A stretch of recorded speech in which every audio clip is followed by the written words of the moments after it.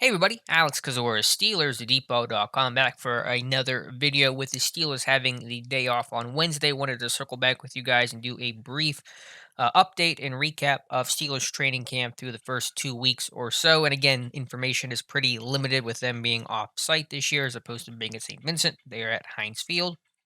And so that makes information pretty limited. We unfortunately are not able to attend this year, so we're just going off local media reports. So that's where some of my inferences and observations and commentary will come from. But to start, I do want to go over the Pittsburgh Steelers' latest injury report. I'll put up the list of Steelers who were not practicing during Tuesday's practice.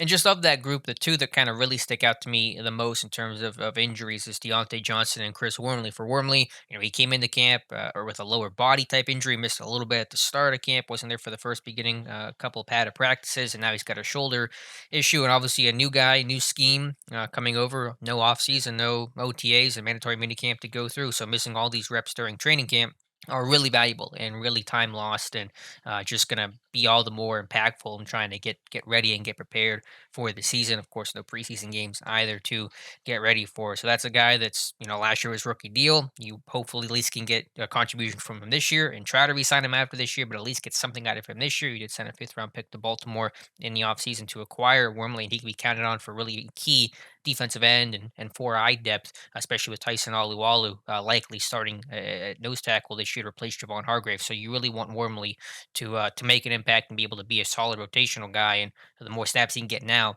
the better off he'll be and the more prepared he's going to be for the start of the season. And for Deontay Johnson with that calf, I'm sure it's a relatively minor injury and they're being cautious with it. And I hope that that's the case at least. But it is frustrating because obviously he's a really talented guy, had a strong rookie year despite all of the many obstacles working against him, including battling through injuries. But he always seems to be dealing with some sort of relatively minor thing he's working through. Last year he missed rookie minicamp, he missed some of the spring work and even training camp. He sat out some time and then battled through injuries throughout the season.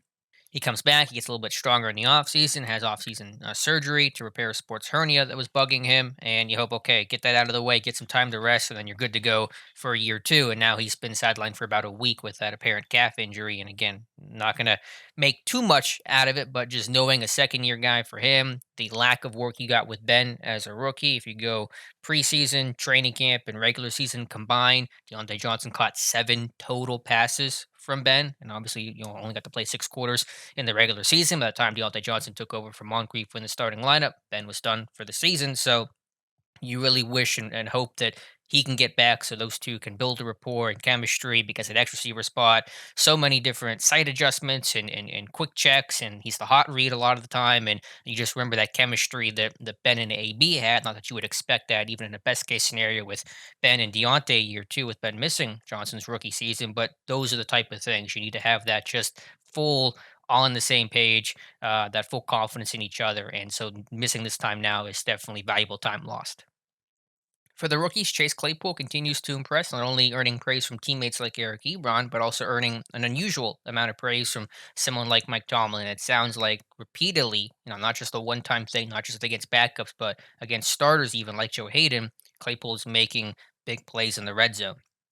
And when Claypool got drafted, we kind of thought that his impact right away could potentially and most likely come from inside the 20 and on special teams. And that seems to be the track he's on, which will be very valuable for 32nd ranked red zone offense last season.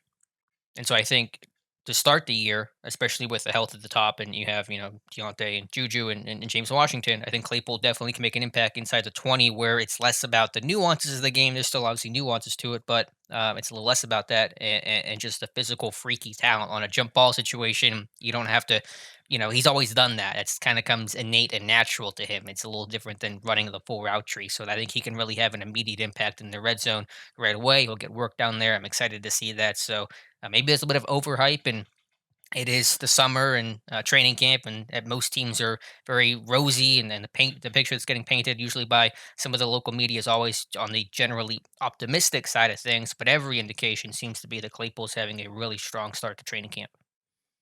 And don't forget about third round rookie Alex Highsmith, the outside linebacker from Charlotte. He's also earned some glowing reports from Mike Tomlin saying about him and Claypool that it seems like both those guys belong in the NFL. And I know that Highsmith was considered a quote unquote small school guy, though I understand he played D1. He's not a guy that's playing for D3 football, but a smaller school guy at Charlotte and someone that only played 1 year as an actual edge rusher. But I think he was a really smart guy coming out of college with a really refined pass rush plan, good hand use, and just a high football IQ overall. That's probably accelerating this process, especially in a year where you've lost so much time, lost so many reps. The guys with the really high football IQs are the ones that can handle that the best. So, will he be the number three outside linebacker behind Watt and Dupree to start the year? Maybe, maybe not, but it does sound positive for Alex Highsmith. Quick note on the right tackle battle.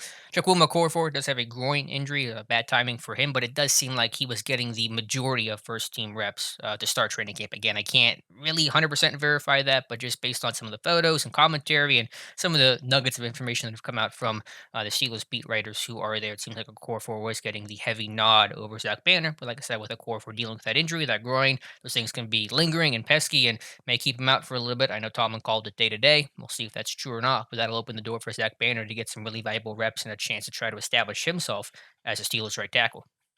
Two quick notes for the Pittsburgh Steelers defense. Inside linebacker Ulysses Gilbert III, the second year linebacker out of Akron, drafted in the sixth round in 2019, continues to impress by all media reports, making plays and coverage. And I said this last year because I watched him obviously all training camp last year. In the preseason, he was pretty solid. And, the Tampa Bay game was excellent, had a block field goal in the finale against Carolina, and I think played well on special teams before going down with a back injury about 6, 7 weeks into the season. But that's a guy with all the foundational traits to start, I think, in the NFL. That he's athletic, he's smart, his tackling improved a lot from where it was at in college. He probably got a little bit more technical and just a better posture and ability to wrap up and break down. So I don't know about this year because there's still some time lost for him from his rookie year. And again, all the time lost from the offseason. You have to keep, I think, just preaching how important that is to lose all those snaps. But with Vince Williams potentially being a cap casualty next year, I could see UG3 getting a look by then. Will he work in sub package to start the year at any point this year? Maybe, but I think it's more likely that you'll see the Steelers defense go into dime defense, which